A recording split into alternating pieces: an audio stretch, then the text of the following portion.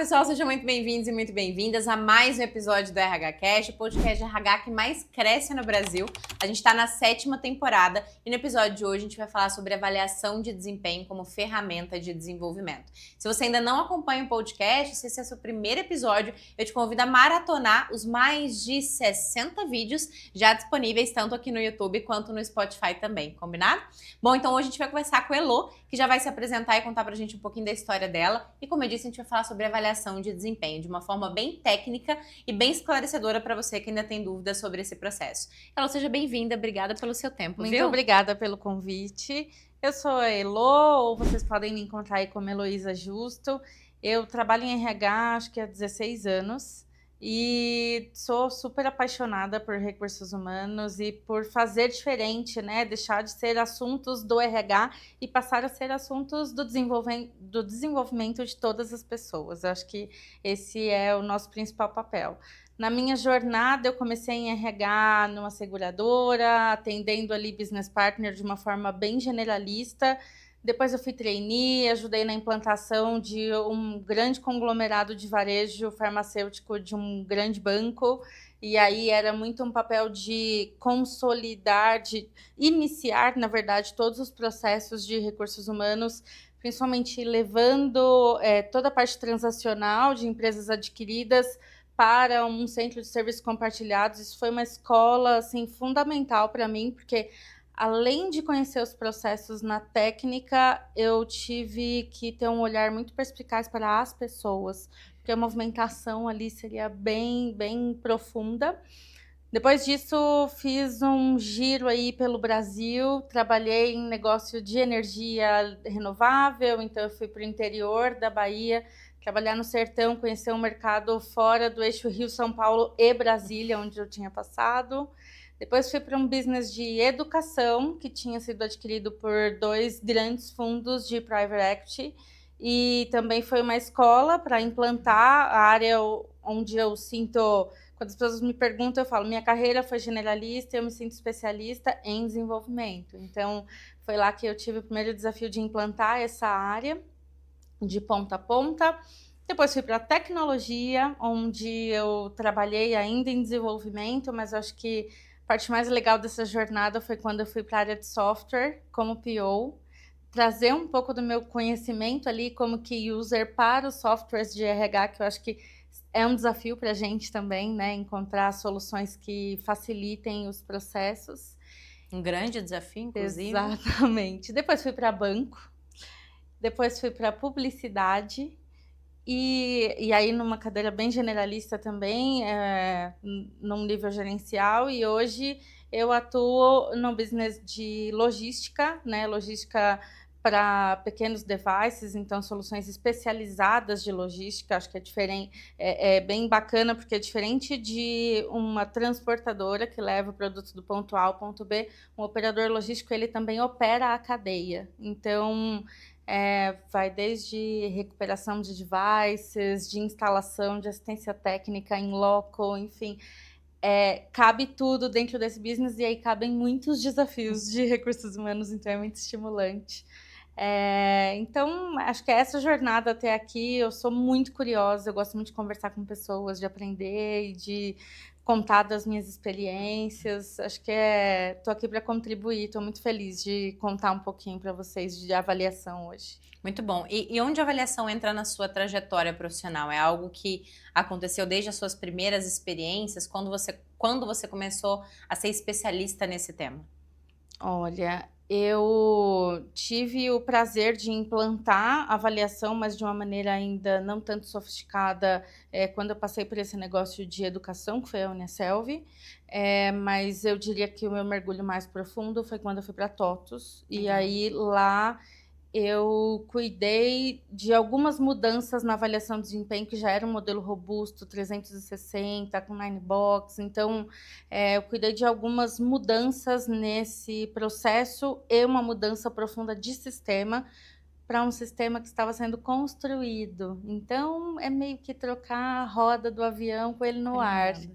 E foi uma jornada de muito aprendizado, porque além de atender ao processo da TOTUS, né, além de entender ali como é que esse processo de avaliação funcionava, casava com a nossa cultura e como é que as pessoas entendiam esse processo, que aí eu vou te contar um pouquinho do que eu fiz para descobrir isso, a gente também tinha uma preocupação de ter um sistema agnóstico, porque a avaliação de desempenho, para mim, é um dos processos mais fascinantes, porque não tem certo e errado. Então, a literatura, ela leva a gente de um extremo a outro, ambos dizendo isso aqui funciona. Então, cabe a nós descobrir como é que isso funciona na minha cultura, como é que isso funciona na minha empresa.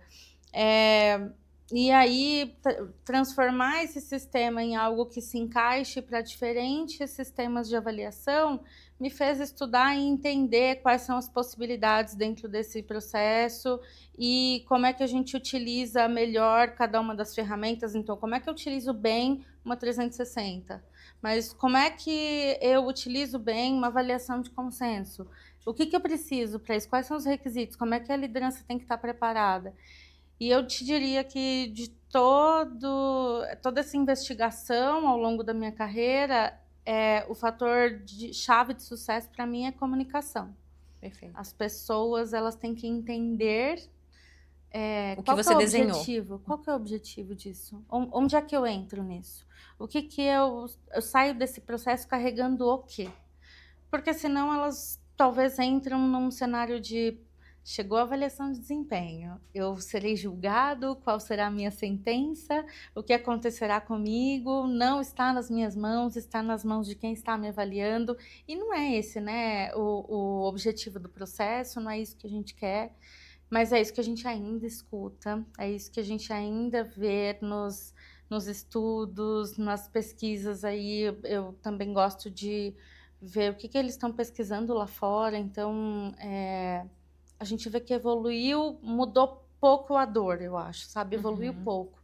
E por isso evolui em método, mas o problema ainda continua existindo. a gente trabalha... vamos gamificar a avaliação. Que legal, é divertido. Mas a dúvida da pessoa de... Tá bom, o que será feito com esse resultado? Como ele me impacta? E como eu posso ser mais dona desse processo?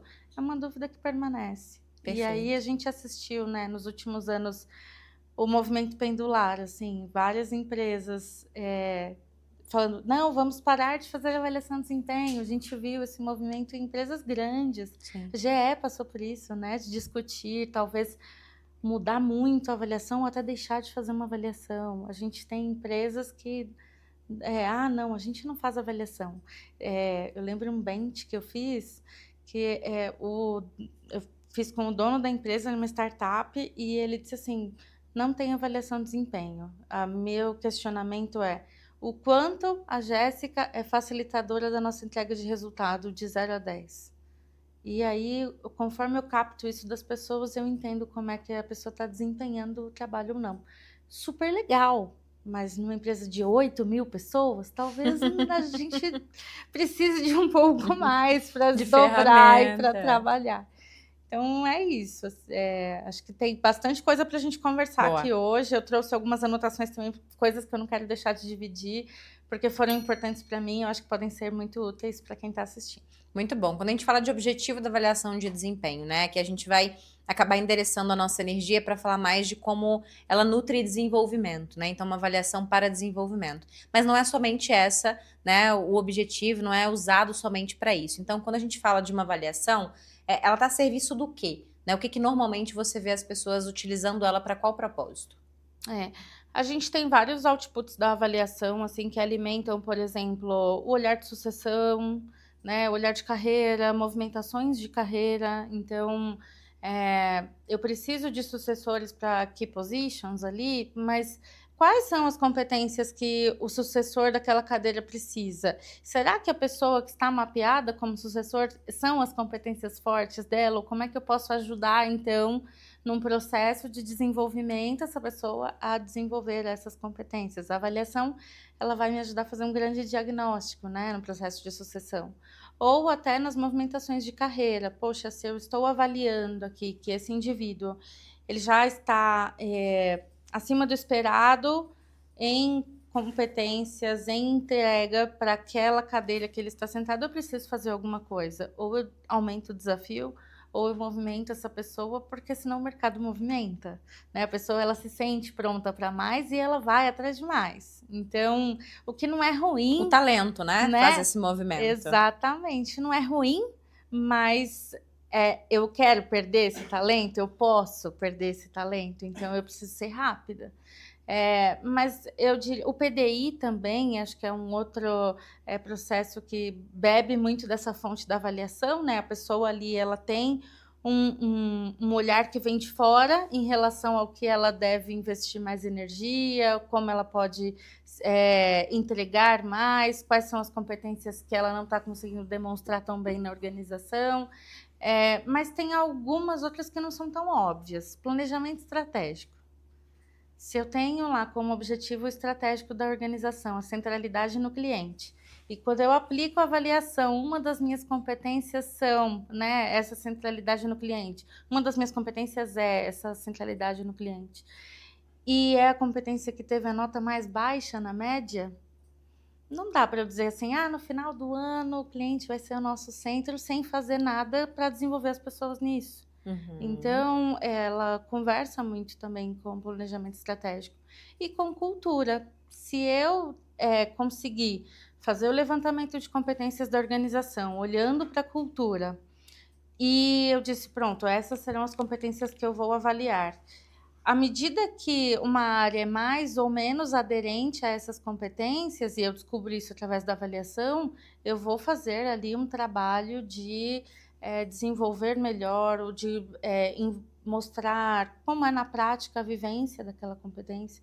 Isso é uma coisa também que durante a minha carreira eu sempre fui muito, às vezes até um pouco pentelha, assim, sabe, nas provocações. Isso aí é o que está escrito na parede, como é que a gente vê isso sendo vivido? E aí, em uma das oportunidades que eu tive até na empresa que eu estou atualmente, inovação é uma das competências mapeadas, né? Como é que a inovação está sendo vivida? A gente fez um concurso de automação e deixou que as pessoas trouxessem para a gente como é que elas viviam a inovação. E aí é muito bacana porque num operador logístico a gente tem diferentes operações ali, né? Uma operação mais física, ali movimentando os devices.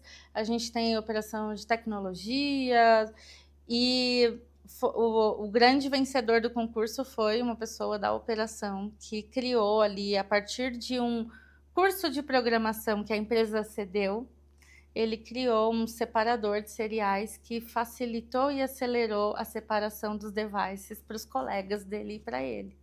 Então, era muito assim, os processos sendo vividos de fato, a gente conseguir tangibilizar um pouco da entrega, independente do nível, né? Então, acho que se a gente olha para a avaliação de desempenho como uma ferramenta e a gente consegue convencer as pessoas, mostrar para as pessoas que ela é uma ferramenta de desenvolvimento, é um diagnóstico para a gente entender o quanto que a gente realmente está indo para onde está lá o nosso objetivo escrito, ela é muito positiva. Agora, quando a gente não tem essa preocupação, e aí você está alguns perigos, né? Utilizar um formulário pronto, fiz um bench, vou fazer um copy-paste aqui. Poxa, se eu estou num ambiente que é um pouco mais aberto, se eu estou numa grande startup, numa empresa que é mais informal, eu não vou avaliar as pessoas pela formalidade ou pela rigidez no cumprimento dos processos. Preciso tomar cuidado com isso, senão eu acabo avaliando um peixe pela capacidade de subir em árvores, né? E aí dá errado. Você falou bastante sobre produtos que bebem da fonte da avaliação e que tem muita relação com o desenvolvimento, né? Então, você citou sucessão, PDI, falou algumas outras questões, acrescentou cultura, planejamento estratégico, mas também é usada para remuneração. né? Sim. Então, como você enxerga essa prática, assim, né, de colocar a remuneração atrelada à avaliação? Quais são os problemas disso, né? Ou quais são as soluções nesse aspecto? E como casar isso com o desenvolvimento? Uma Uhum. avaliação, ela vai servir para as duas coisas no mesmo momento? Ou primeiro desenvolvimento, depois remuneração? É perigoso. Eu já ouvi desde tira, esquece remuneração, principalmente a remuneração variável. Aham. Esquece remuneração e vamos avaliar puramente. Tá bom, mas como é que eu trabalho a estratégia de diferenciação da empresa? Então, eu preciso de outro input. Ah, vai ser só metas. Tá bom, mas como é que eu diferencio quem está cumprindo essas metas de forma sustentável, que agrega, que desenvolve as pessoas e a organização, e aquelas pessoas que estão atingindo os resultados de uma forma que não se sustenta, ou deixando mortos e feridos, ou com um turnover altíssimo, ou com fatores não recorrentes. Então, é uma pergunta complicada. Mas, por outro lado, quando a gente deixa essa relação com a remuneração, né, essa relação com o dinheiro muito próxima, eu já ouvi em benchmarks, em conversas com profissionais, coisas que também faz com que a gente perca um pouco o sentido da avaliação. Então, Mas por conta da falta de neutralidade, a falta da neutralidade se acentua quando o dinheiro está envolvido? Esse é o principal ponto? por exemplo, eu tenho aqui uma avaliação que ela é 360 e ela desdobra no bônus diretamente. Pessoas que escolhem fazer uma avaliação blasé ou uma avaliação todo mundo é acima do esperado, todo mundo é Para não causar herói, qualquer super-herói, coisa. para não prejudicar as pessoas. Aí eu não ajudo, né? Porque o dinheiro é um recurso finito. Então, por mais que eu avalie todas as pessoas acima do esperado na companhia, dificilmente eu vou conseguir pagar acima do target de bônus para todo mundo. Vai ter, então, que ter uma curva forçada, algo do tipo. Uhum. Então, eu acho perigoso se a gente não tomar esses cuidados de demonstrar para as pessoas que o mecanismo ele precisa muito ser justo. E aí eu já trabalhei em organizações, por exemplo, em que a avaliação por competências ela não estava diretamente atrelada a bônus, mas ela influenciava, por exemplo, na distribuição de LP. Que aí é algo que não é tão imediatista e que através de uma calibração, uma conversa estruturada, as pessoas conseguem ponderar decisões melhores. Então, eu sempre acho que a gente tem que tomar um certo cuidado em explicar para as pessoas, né, onde é que estão os limites. Uma das maiores dificuldades em avaliação é convencer as pessoas da régua. Porque esse é um viés nosso. Se eu sei O que que é bom, o que é dentro do esperado, fora do Exatamente. esperado, acima do esperado. Se eu sei que as notas vão de 1 a 5, você está aqui me dando feedback de ser, Elô, você foi um 3.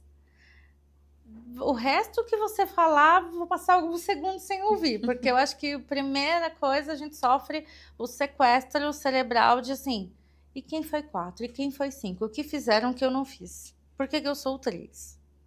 Então, inclusive, existe alguns estudos até bem recentes que testaram, né, essa aplicação de conceitos e não de notas, para que as pessoas não tenham esse sequestro. O que Elas seria vão a ter que aplicação em conceito e não nota? entender o conceito. Eu posso dizer, a gente trabalhou numa época na TOTUS com uma avaliação mid-year, assim, então não era uma avaliação que ia ser diretamente em movimentações, era mais um acompanhamento. Com conceitos como se fosse uma corrida. Então a gente dizia, ficando para trás é uma pessoa que está um pouco abaixo do esperado. Entendi. Quase lá, poxa, você está dentro do esperado no ritmo e a linha de chegada está logo ali. Entendi. Na linha de chegada é uma pessoa que já é referência. Poxa, essa competência aqui você está nadando de braçada. E aí eu sempre, quando eu faço os treinamentos de avaliação, eu falo para todos os avaliados, todas as competências em que você for avaliado acima do esperado, elas te entregam uma responsabilidade de ser um catalisador, um multiplicador. Perfeito. Né? Não basta você ser bom se o seu time não é bom, a gente não entrega o objetivo, porque o jogo empresarial é um jogo de time, né? A empresa ela não é feita de uma pessoa só que é, nossa, super bem avaliada e é suficiente para entrega de resultados.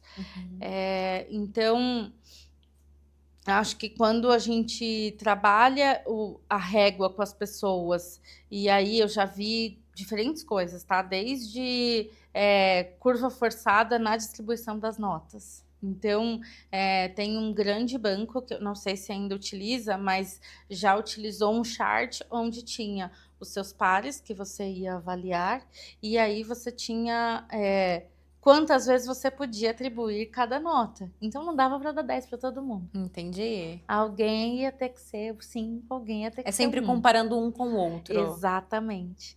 E tá aí uma outra coisa que a gente não gosta, né? De ser comparado. Tem um estudo de um professor de Wharton, ele chama Ivan Barakay. Tem um professor da Pensilvânia, de Wharton, da Universidade de Pensilvânia, chama Ivan Barakay. Ele fez um teste em que, sabe aquelas plataformas em que você oferece pequenos serviços como digitação, tradução? Tipo freelancer. Ele pegou um grupo de freelancers que seria avaliado, teria feedback, e um outro grupo que seria avaliado, mas não receberia o feedback. O grupo que não recebeu o feedback retornou para fazer novos trabalhos. 66% das pessoas retornaram para fazer novos trabalhos. E no grupo que recebeu feedback, só 22% das pessoas voltaram para fazer novos trabalhos. Então, feedback qualquer, seja positivo ou negativo?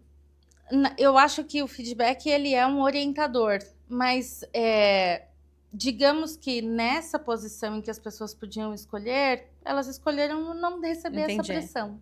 Entendi. Né? Então, esse rótulo, vamos assim dizer. Exatamente. Não nessas plataformas de freelancer não é algo que vai progredir a sua carreira, que você vai, agora eu vou traduzir melhor. Talvez até sim, né?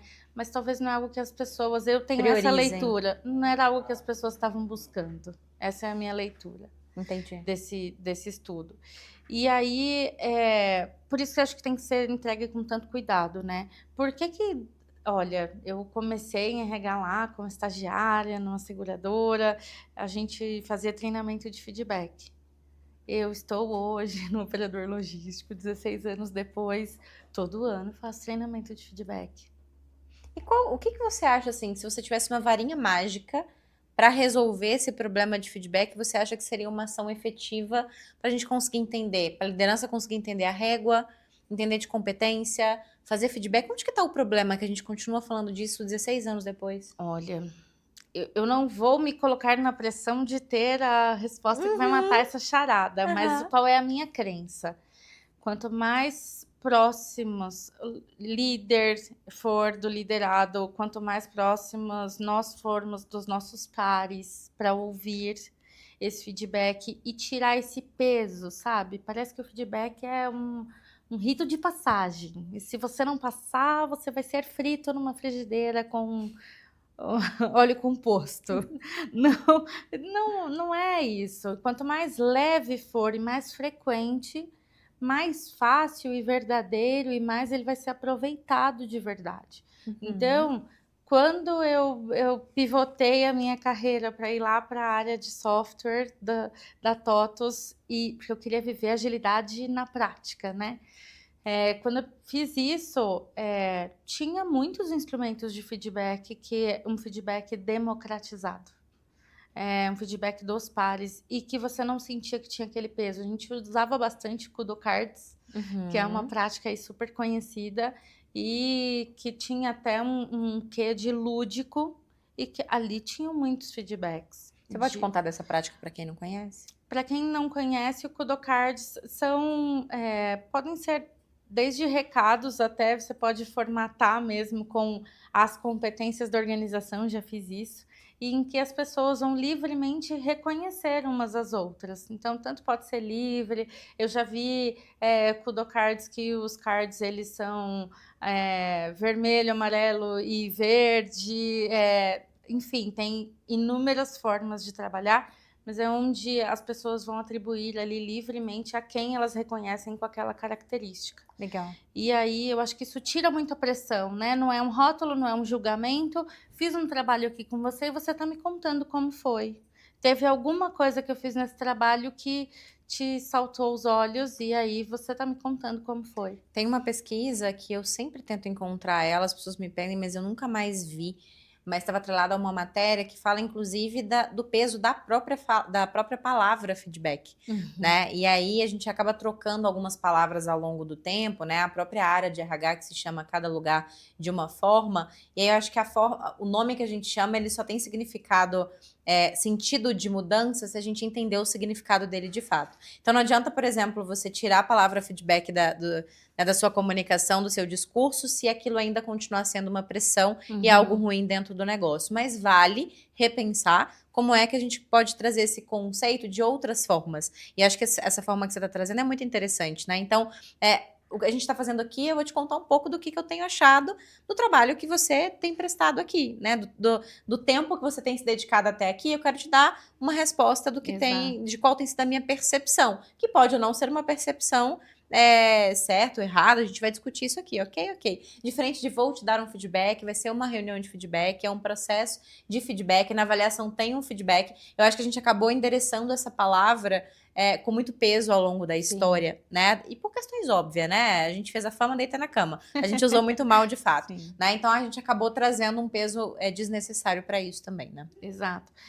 Eu brinco que o feedback ele existe em tudo, né? Eu lembro lá na minha infância, quando eu ainda morava com a minha mãe, e ela fazia, sei lá, um bolo que eu gostei muito. Nossa, eu adorei esse bolo. Eu adoraria que você fizesse mais vezes. Meu preferido, aliás, é o bolo de laranja da minha mãe, é imbatível, assim, o melhor bolo de laranja da face da terra. Mas isso também é feedback. Só que talvez na empresa, às vezes a gente precisa estruturar ele um pouquinho. E aí, mesmo no dia a dia, eu posso fazer isso, né? Pegar ali um comportamento observável, dizer qual foi o impacto que ele teve em mim e qual é a minha recomendação.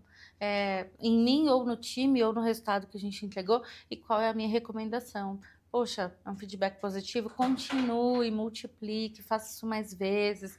Olha, o próximo passo nesse seu ponto aqui é esse, estude isso. Ou se é algo que eu gostaria que não acontecesse de novo, também pego ali aquele comportamento observável, conto qual foi o impacto e faço a minha recomendação. Olha, percebi que na reunião você desmontou todas as ideias dos colegas, mas não trouxe novas ideias, isso desencoraja. Que tal se você, em cima da ideia, você começar a trabalhar as suas crenças e trazer para a gente? E aí a gente faz uma ideia mais legal, mas sem tirar a ideia do outro. Esse já foi um feedback que eu ajudei uma gestora da área de tecnologia, porque ela...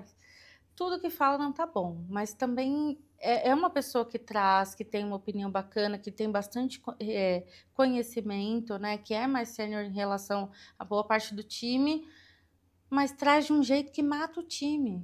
Que o time fala assim, então eu não vou falar mais nada, tudo que eu falo tá errado. Falei, convida para construir. Olha, legal a sua ideia. Que tal se a gente acrescentar mais isso? Ou que tal se em cima dessa ideia a gente tomar cuidado com esses riscos? De que forma a gente pode? Entrega um pouco da responsabilidade da pessoa também de desenvolver os pares, né? Perfeito. Vamos falar de forma prática, assim, a gente preparou aqui talvez 2 aí grandes momentos da sua vida, né, de relacionamento com avaliação de desempenho, que eu gostaria que você contasse pra gente qual foi a modelagem, assim, qual era o propósito que você foi fazer e como você fez pra gente inspirar as pessoas que estão nos ouvindo. Olha, acho que uma passagem que foi muito, muito legal foi quando eu cheguei na TOTVS, eu queria ouvir das pessoas o que elas entendiam daquele processo. Porque quando eu olhava para o processo, eu com a minha cabeça de RH, eu dizia assim, nossa, mas está tão redondinho, mas esse processo é tão legal. Nossa, se eu tivesse lido isso num livro, eu ia vibrar. Poxa, que bacana, que ideia legal. Como é então que as pessoas estão lidando com esse processo? Como é que elas estão entendendo? E aí eu construí um workshop, que primeiro eu apliquei nos meus pares do RH, nos meus líderes do RH, porque era ali um ambiente controlado, em que a maior parte das pessoas entende super bem quais são os desdobramentos, enfim. E depois eu apliquei em áreas distintas, em pessoas de diferentes áreas, com diferentes níveis hierárquicos, para também ouvir delas o que elas achavam daquele processo. Para isso, eu levei ali, dei uma de advogado diabo e levei ali dois conceitos bem conflitantes de avaliação. Então, primeiro, eu trouxe alguns cases de como era a avaliação da Adobe, como era a avaliação do Google, e como era a nossa avaliação, e coloquei neles o desafio de praticar estratégia de diferenciação. E do outro lado, eu trouxe estudos que dizem, por exemplo, que quando a gente é ranqueado, isso ativa não a nossa resposta de reflexão e desenvolvimento, mas a nossa resposta de luta e fuga. Então, como é que eu pratico estratégia de diferenciação se eu não posso ranquear as pessoas porque elas não vão se desenvolver através disso? E aí deixei a bomba na mão deles. E o engraçado é que de ambos os grupos eu tive respostas muito parecidas que não me levaram a não avaliar ou a mudar o nosso processo de avaliação, mas a mudar a comunicação dele, a aproximar as pessoas de quais eram as competências, como é que isso é feito, a ter um sistema que fosse mais friendly na hora de registrar a avaliação. Uma das ideias, por exemplo, que veio de lá e depois eu até conheci uma solução. Eu acredito que não exista mais, a empresa foi até vendida para um outro grupo, mas de ser avaliado mais vezes ao longo do ano e aí ter uma avaliação de consolidação de todas essas avaliações. Isso nada mais é do que a gente fala, né? A avaliação não pode ser uma surpresa. A nossa conversa de feedback ela tem que ser constante. A avaliação ela é um grande milestone ali que eu estou traçando e dizendo, olha, tá bom, outro ponto. A gente tem agora um outro ponto de chegada e de partida para o próximo ano, ou para o próximo ciclo, enfim. Tem empresas que fazem ciclos menores. Então, gostaria que eu pudesse avaliar as pessoas com quem eu trabalho a cada projeto. E aí, ao final do ciclo, eu faço uma grande consolidação dessa avaliação. Eu me sentiria, se eu fosse avaliada dessa forma, eu sentiria que foi mais justo. Super legal, bacana. Eu gostaria que o desdobramento da avaliação fosse um pouco mais democrático, que na calibração a pessoa não fosse só defendida pelo líder, mas que fosse defendida ali também por outros stakeholders. Porque a gente sabe que, infelizmente, no malabarismo que a gente tem que fazer com todos os desafios do dia a dia, às vezes as pessoas na pressão, elas fazem gestão para cima, elas dificultam às vezes o trabalho da outra área ou atrasam, enfim. Então, ele achava que se fosse o input mais democrático e depois a defesa mais democrática, seria mais justo. Então, isso são todas adaptações que a gente consegue fazer. Então, eu acho que o rico desse processo foi que com a fala das pessoas ecoando na minha cabeça, eu fui pensando em desenvolver, por exemplo, essa avaliação do meio do ano, em que as pessoas iam ter ali um olhar, né, externo de como estava sendo a contribuição delas e com um tempo para reagir, caso essa contribuição não estivesse sendo bacana. E um outro processo que eu acho bacana de citar na prática quando eu trabalhei com avaliação 360, eu trabalhei num banco em que a avaliação 360 ela tinha um processo de relatoria. Esse processo, quando eu cheguei já existia, eu cuidei de automatizar, de tornar esse processo mais fácil para o relator, mas eu achei fascinante, porque no que ele consiste? É uma forma de tirar um pouco essa parte política, né? A gente sabe quanto mais sênior às vezes a posição, mais a gente acaba entrando ali numa questão também de relacionamento na avaliação, né? Também de garantir a ocupação de key positions ali, e aí às vezes a gente não é tão claro quanto ao que a gente está avaliando.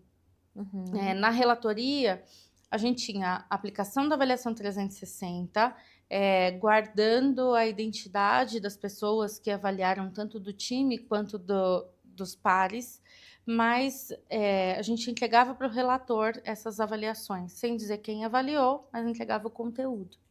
Ele ia estudar essas avaliações, ele poderia entrevistar as pessoas que avaliaram, entrevistar inclusive o avaliado, entrevistar o gestor, e ele emitia um parecer isento. E quem defenderia... Do sentido daquilo ali. Exatamente. E quem defenderia o avaliado na calibragem é o relator e não o gestor.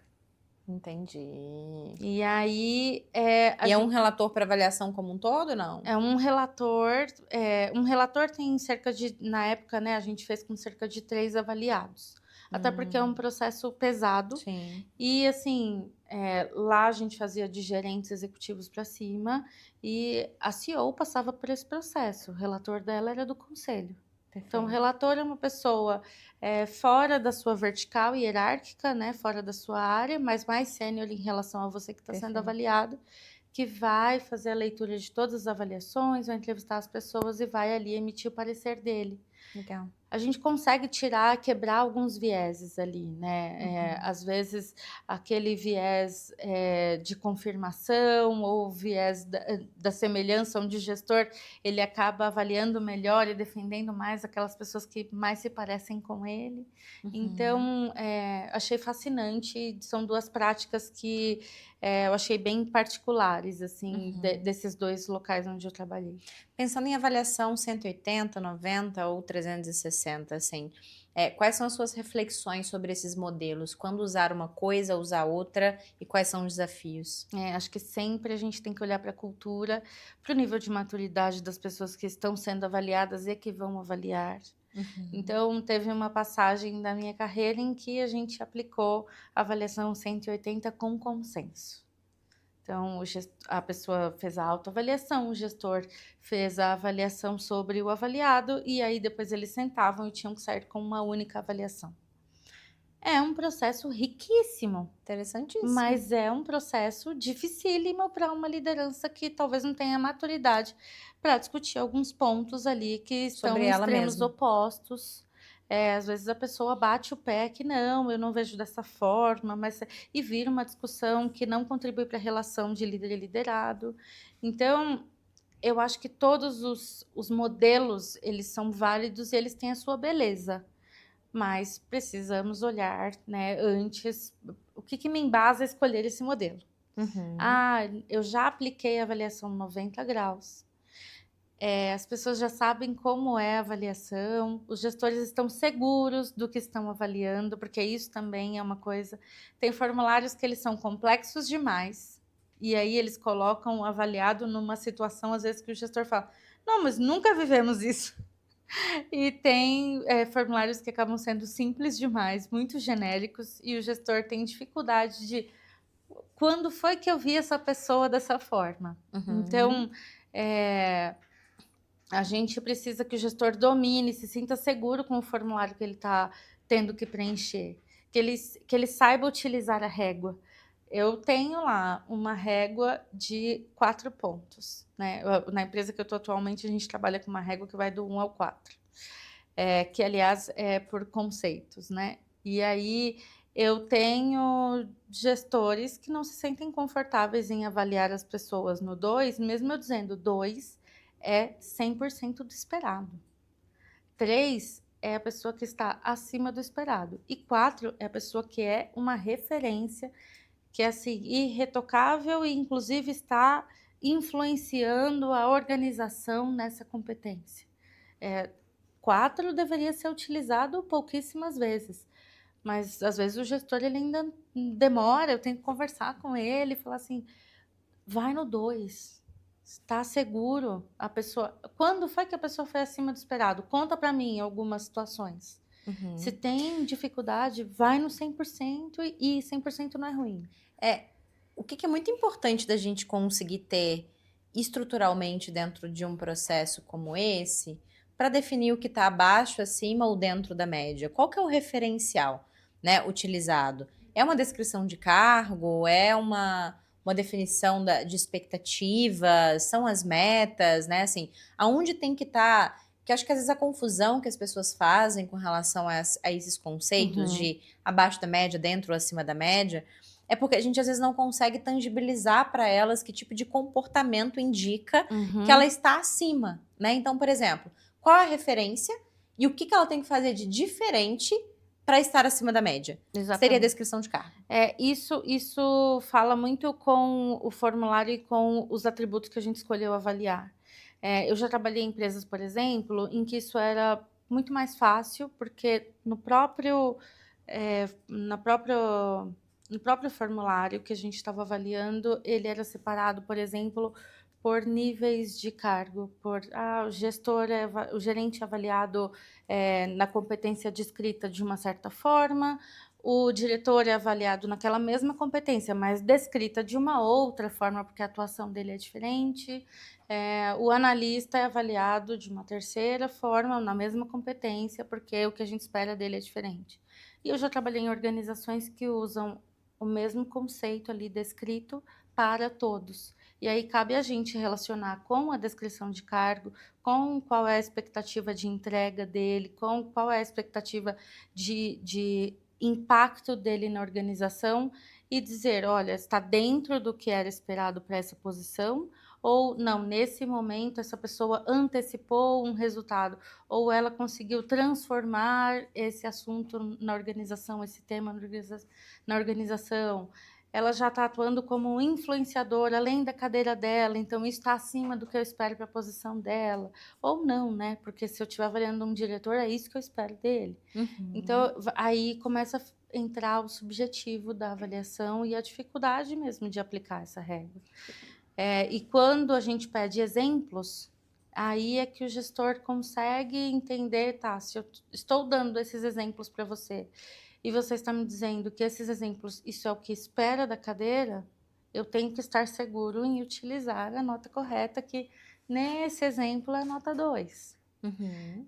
Mas eu não estou lá para conversar com todos os gestores. Então, como é que eu dou essa segurança para eles de conseguirem aplicar corretamente as réguas, né?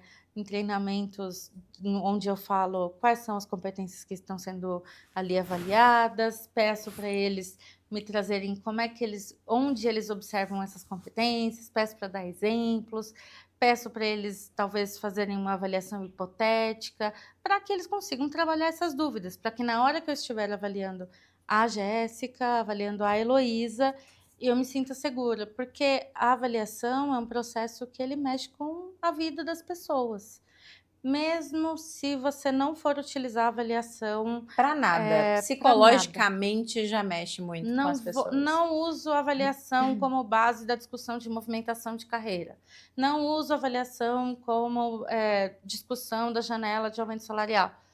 Ela mexe com a vida das pessoas. Porque se eu fui avaliada, eu quero saber qual foi o output disso, como é que você está me vendo, e aquilo que você fala para mim, ele vai ter um impacto que, assim, eu já ouvi pessoas contando experiências que culminou, por exemplo, na vontade da pessoa de sair daquela organização.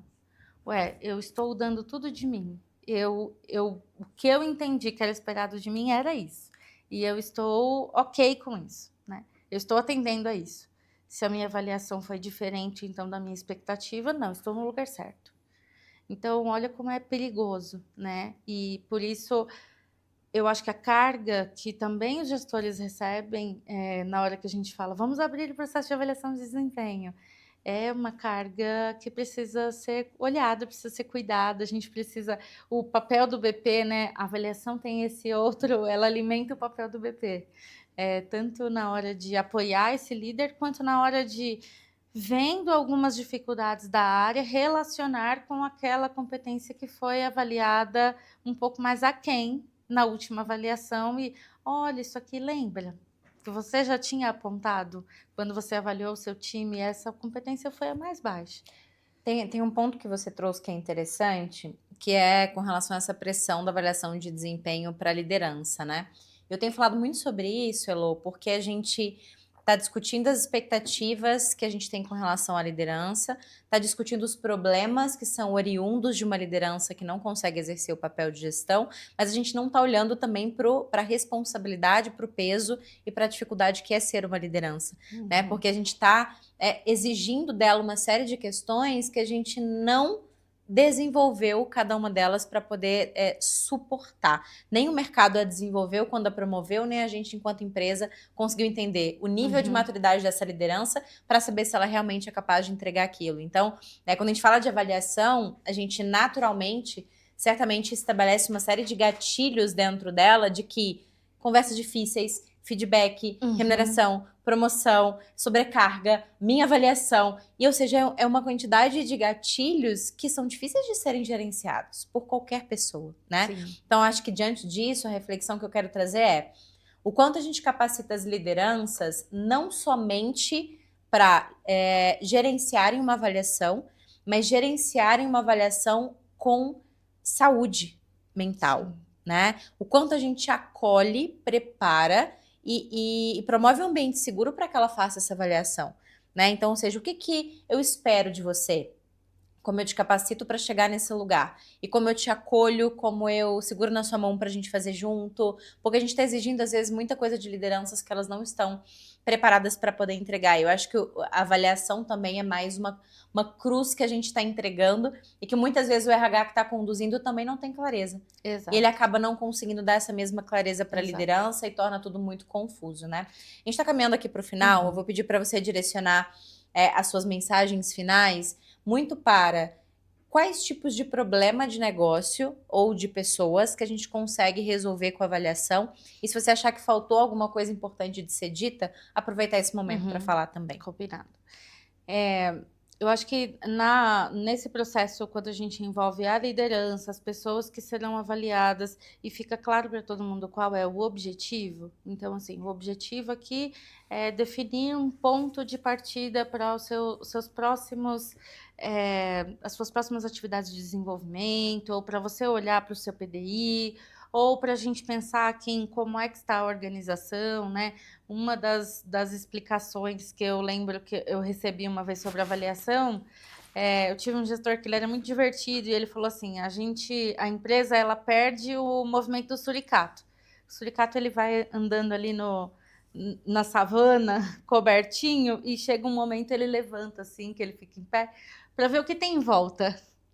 Às vezes a organização ela cresce tanto que a gente faz o teste do pescoço e não consegue mais ver o que tem. A gente vê uma grande massa. Então, quando eu conto para as pessoas, olha, é para isso, eu quero saber quem precisa de mais ajuda nesse ponto, quem está despontando nesse ponto e precisa ser mais desafiado, ou precisa ter uma movimentação, ser reconhecido. À medida que isso vai ficando claro e que a gente pode até encontrar formas em que facilite de fazer isso. Então, para tornar para o gestor e para a pessoa que está sendo avaliada, esse processo mais palatável e que torne ele uma ferramenta para essa pessoa, né? Uma ferramenta de desenvolvimento. Tem um conceito que eu achei super interessante, que é do professor David Rock, de Cambridge, que ele fala do SCARF. E eu até anotei aqui para não deixar de trazer, porque eu acho que esse conceito que ele trouxe se relaciona muito com a avaliação e com o sucesso ou o insucesso dela. O SCARF é um acrônimo para status. Então, um dos itens que faz com que a gente tenha uma percepção negativa ou positiva sobre as coisas é o status que isso me dá, né? A certeza, que eu sei quais são os próximos passos que vão acontecer a partir disso. Eu tenho domínio do que vai acontecer comigo, né? Que é o próximo, que é a autonomia. Isso está um pouco sob minha responsabilidade, isso está um pouco sob meu controle. O R é o relacionamento. Então, olha o quanto que a avaliação ela mexe com os relacionamentos. Ou reforçam ou afastam, né? Eu já vi casos da pessoa... Ela escolhe os pares, ela não sabe quais dos pares a avaliou, mas quando ela vê que ela teve uma nota um pouco detratora, ela olha os colegas e fala, traidores, e se afasta. E não olha assim, poxa, eu tenho que melhorar nisso, porque talvez eu estou atrapalhando meus colegas. talvez eu não estou contribuindo como eu poderia. Porque primeiro ela fica magoada, né? E o F, o último, é justiça, né? Que vem do fair, do inglês. Mas eu sinto que isso que aconteceu foi justo. Gente, não tem um pedaço disso que não se relacione com a avaliação de desempenho. Porque quando você é um outlier, você foi super bem avaliado, isso mexe muito com o seu status na organização. Ter essa certeza do que vai acontecer. Eu já trabalhei com Nine Box, em que a pessoa ficou ali no quadrante do centro, que quer dizer que ela está 100% do que é esperado, ou ela está dentro do esperado, né, em resultados e em competências. Ela, eu fiquei no meio, não vai acontecer nada comigo, eu não vou ser desligada, mas também não vou ser promovida e acabou o próximo ano para mim. Então, olha o quanto que a gente precisa cuidar mesmo de como as pessoas entendem o nosso processo. Acho que daí que vem talvez a dificuldade de lidar com a avaliação e daí que vem o meu fascínio com esse processo, porque cada vez que eu paro para estudar e para entender ele, surgem novas oportunidades de fazer isso melhor.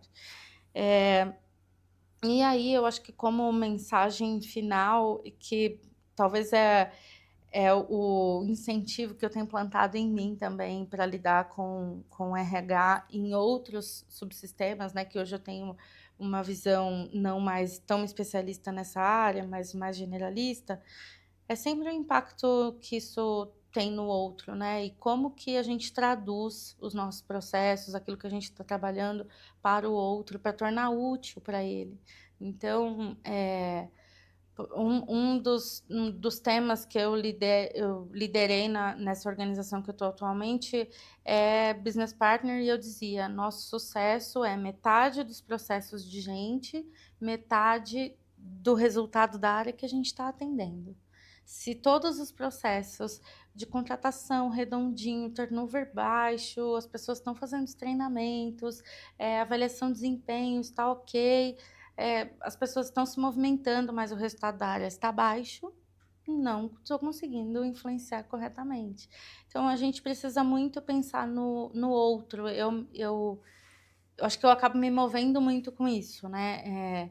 O que eu estou fazendo pelo outro? Como é que eu estou sendo útil para o outro com tudo isso que eu fui lá, estudei, montei um processo lindo, maravilhoso, fiz bench, fiz um processo super robusto, aqui tem um sistema que me ajuda.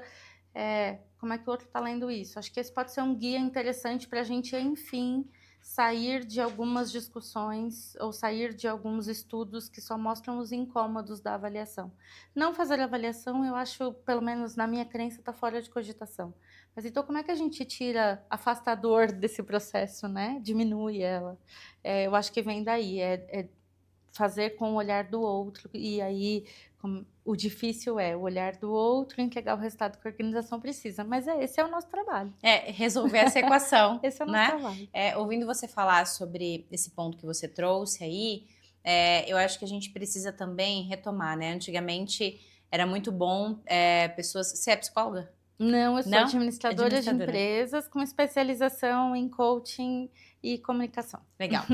Antigamente, pessoas que faziam psicologia, elas tinham uma entrada forte, né, no RH. Na minha época, por exemplo, eu sou psicóloga, então isso era algo muito natural. Atualmente é muito pouco bem visto, né, então pessoas normalmente de humanas não necessariamente conseguem traduzir ali questões relacionadas a exatas, o mercado está enxergando tudo de outra forma, enfim, isso é uma outra pauta, mas eu acho que vale exercer um pouco da nossa psicologia, dos nossos estudos de psicologia, para dentro de processo de avaliação, por exemplo, estudar um pouco mais sobre a mente humana, né, um pouco do que você trouxe aí, quando você fala de status, de certeza.